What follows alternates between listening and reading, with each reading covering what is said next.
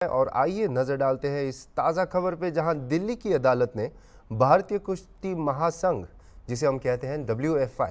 इसके पूर्व प्रमुख और भाजपा सांसद बृजभूषण शरण सिंह के उस आवेदन को खारिज कर दिया जिसमें उन्होंने उनके खिलाफ 6 महिला पहलवानों द्वारा दायर यौन उत्पीड़न मामले की आगे की जांच की मांग की थी। अतिरिक्त मुख्य मेट्रोपॉलिटन मजिस्ट्रेट प्रियंका राजपूत ने मामले में सिंह के खिलाफ आरोप तय करने या नहीं करने पर फैसला के लिए 7 मई की तारीख तय की है।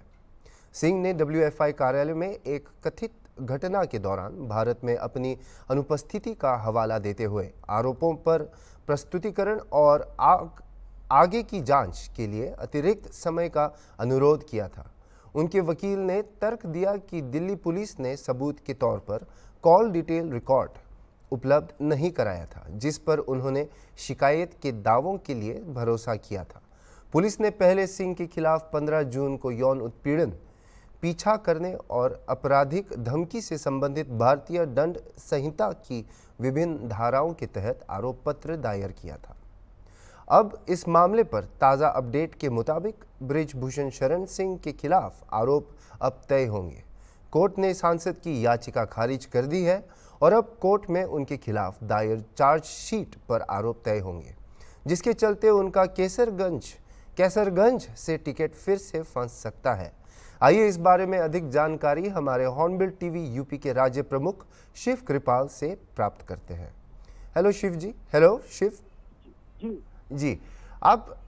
बृजभूषण सिंह के आवेदन को किस आधार पर खारिज किया है, इस पर थोड़ा अधिक विवरण प्रदान कीजिएगा।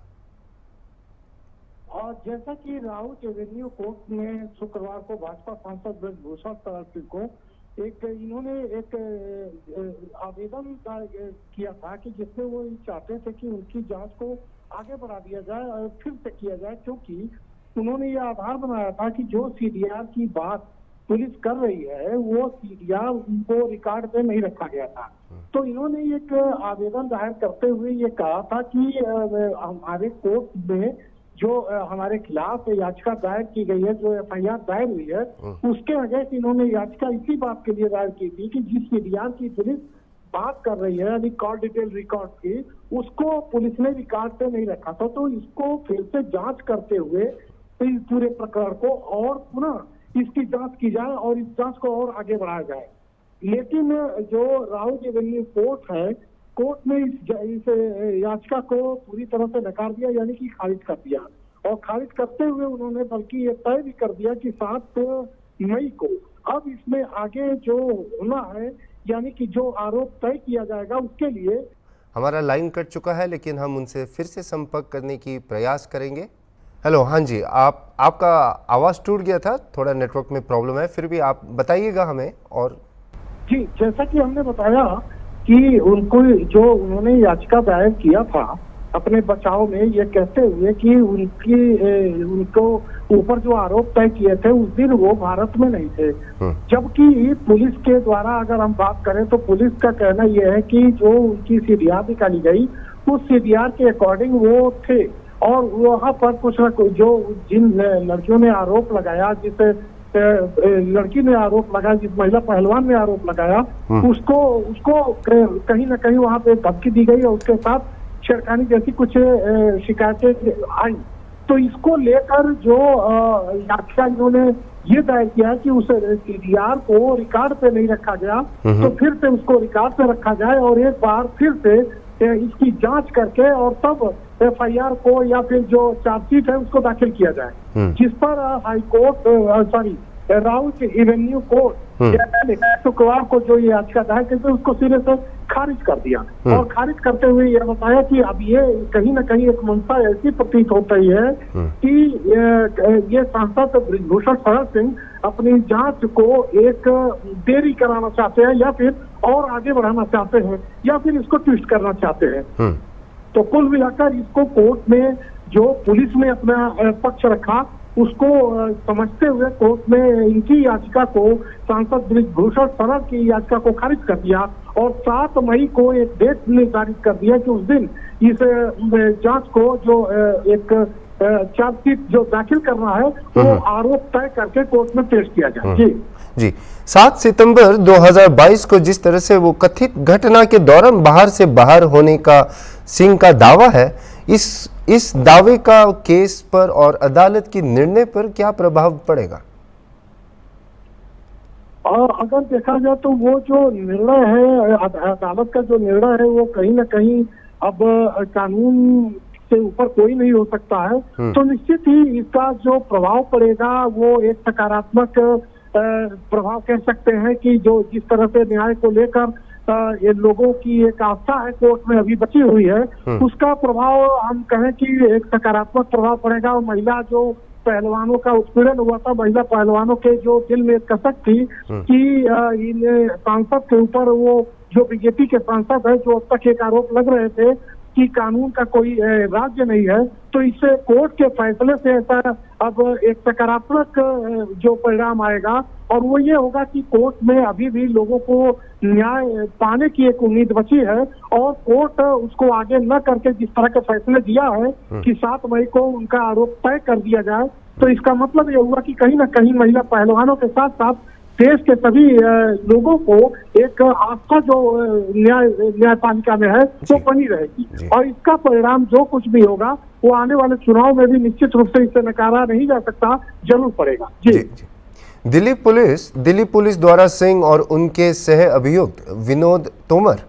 के खिलाफ जो दायर आरोपों और एक नाबालिग पहलवान द्वारा सिंह के खिलाफ पॉस्को के तहत दर्ज मामले, इसकी स्थिति के बारे में विस्तार से बता सकते हैं आप? और ऐसा कि महिला पहलवानों ने वो जो आरोप लगाया था, उस आरोप के तहत चूंकि वो 500 एक्ट के तहत वो चाहती थी कि कार्रवाई हो और उसमें न केवल ब्रिजभूषण शरण सिंह बल्कि विनोद सिंह तोमर के खिलाफ भी ये एक आरोप लगाया गया था और FIR दर्ज हुआ था। और उसमें उस समय आपको अगर याद हो तो तमाम आंदोलन हुआ था, महिला पहलवानों ने बहुत आंदोलन किया था। उस आंदोलन के साथ उन लोगों ने माना था कि 500 एक्ट के तहत इन दोनों पर कार्रवाई होनी चाहिए और सख्त से सख्त कार्रवाई होनी चाहिए। लेकिन ऐसे कोई बात अभी ना पुलिस ने आगे किया और ना ही कोर्ट की तरफ से 500 एक्ट पे कोई कार्रवाई की बात हुई है। अभी फिलहाल जो FIR दर्ज हुआ है, उन FIR पर के जो आरोप लगे हैं, उन आरोपों को तय करने की बात केवल कोर्ट कह रही है और इसी के मद्देनजर कोर्ट ने यह जो तिथि है, जो डेट है, उसको निर्धारित की है। जी।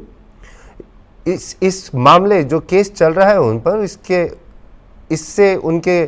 कैसरगंज से टिकट की जो दौड़ है उस पर क्या असर पड़ने वाला है?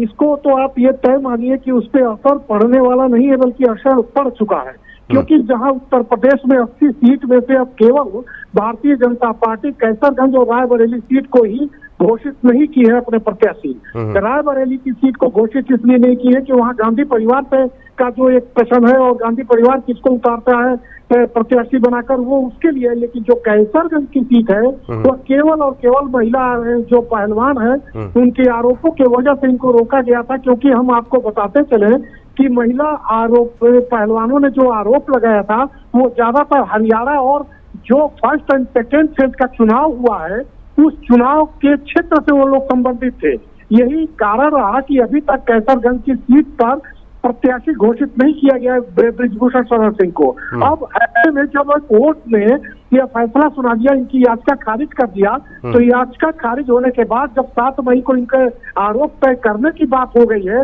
तो अब निश्चित रूप से यह कहा जा सकता है कि इनके कैसरगंज सीट पे तलवार तो इनके ऊपर लटकी ही हुई है। अब हो सकता है कि अगर